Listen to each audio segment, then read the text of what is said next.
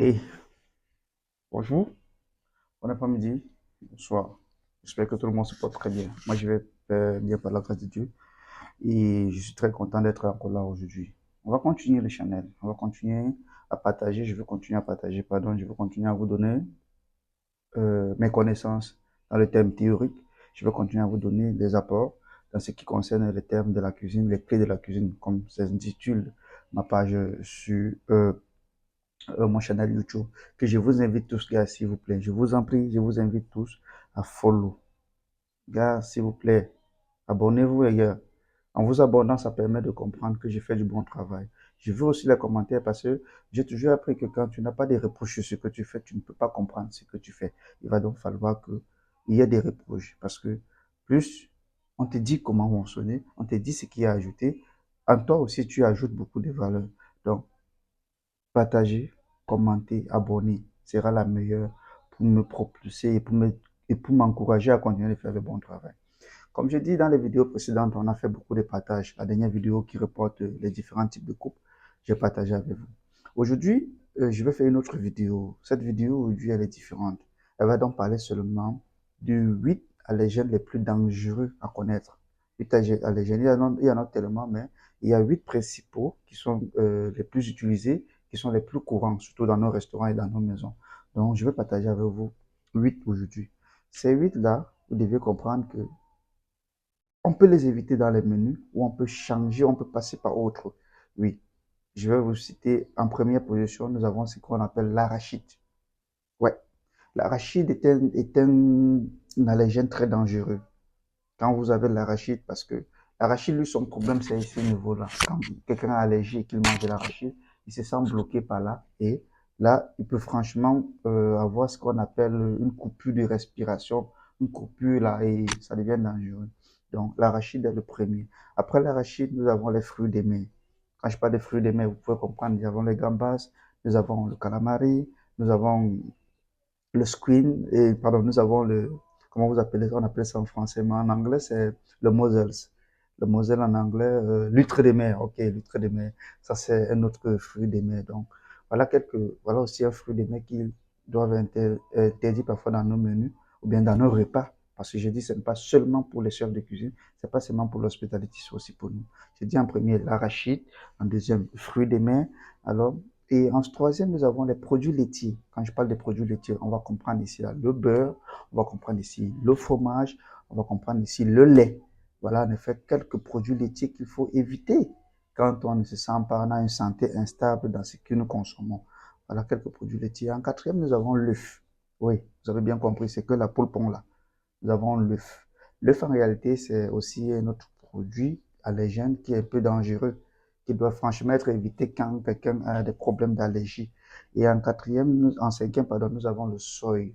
Le soy ici, c'est l'huile d'arachide. Nous avons parfois ces huiles-là, les huiles d'arachide et consorts. Il y a certains clients qui n'aiment pas ça, ou bien il y a certaines personnes qui, quand ils mangent avec de l'huile, ils reçoivent des problèmes, encore ici aussi, et parfois c'est la peau. Mais pour éviter parfois l'huile, on peut utiliser l'huile d'olive. Parce que l'huile d'olive, elle est purement végétarienne, elle est très propre. Donc, au lieu de l'huile d'arachide ou l'huile de coco, ou bien quoi là, on utilise l'huile d'olive. En sixième, nous avons les céréales. En sixième, nous avons les céréales. On va parler du mil, on va parler, je sais pas, de tout ce qui est céréales, farine. Et donc, voilà un peu ce qui est bon à éviter en céréales. Et en dernière position, en huitième, nous avons les sésames. Oui, vous savez ce que c'est que les sésames. Donc, je vais reprendre les 8 différents, les 8 allergènes les plus dangereux. Nous avons en premier l'arachide, nous avons en deuxième les fruits des mers, nous avons en troisième les produits laitiers, en quatrième les œufs, en cinquième le soja, en sixième les noix. Je vais peut-être citer les noix, mais il y a les noix qui apparaissent et nous avons les céréales et nous avons les sésames. Alors, pour tous ceux qui ont des problèmes de consommation alimentaire, ils doivent faire très attention. Maintenant, après avoir cité, il va bien falloir que je vous dise comment ça peut se passer. Normalement, dans un hôtel, bien dans des restaurants, nous avons ce qu'on appelle les parties réservées uniquement pour ce genre de personnes parce que pour faire le repas des personnes allergiques, il va bien falloir qu'ils aient un plan de travail différent des autres plans de travail. Ils doivent avoir des équipements différents, ils doivent avoir un espace réservé uniquement pour eux. Donc, ça, c'est la meilleure façon pour éviter d'avoir ce qu'on appelle le cross-contamination. Parce que le cross-contamination, c'est quoi? C'est l'utilisation de, je vais prendre comme ça, une planche à découper, peut-être du poisson, pour utiliser pour découper la viande. Ça, c'est ce qu'on appelle une cross-contamination et qui est très dangereux. Alors, c'est pour ça qu'on va même parler d'une assiette, on va parler d'un bol pour faire le mixage, qui peut aussi être une cross-contamination. Donc, c'est pour ça que je préférais, on solliciterait bien sûr, dans tous les restaurants, dans tous les grands restaurants, bien sûr, il y a toujours un endroit réservé pour des personnes dues aux allergènes des produits. Parce que quand quelqu'un vient dans un restaurant, c'est ça aussi la priorité c'est ça aussi le travail du serveur ou de la serveuse. Ils doivent se rassurer que ce client-ci, il mange un produit, il ne mange pas tel produit, il ne mange pas tel produit. Ça permet que quand le rapport arrive à la cuisine, nous en cuisine, on sait dans quel environnement on va se retrouver. Et ça, parce que les allergiques, eux, ils ont les marmites, ils ont les planches à découper, ils ont les espaces de travail. Donc, gars, voilà un peu ce que je voulais partager avec vous pour aujourd'hui. J'aimerais que, s'il vous plaît, si ça vous a plu, vous poussez juste le pouce droit, le pouce de j'aime, et vous vous abonnez bien évidemment, les gars, s'il vous plaît.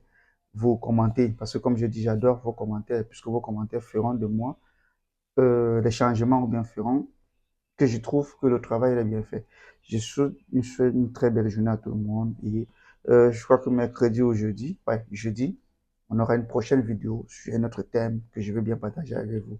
Je vous prie d'appuyer sur la cloche de notification pour ne pas être oublié lors des prochaines vidéos. Merci, je vous souhaite une bonne journée.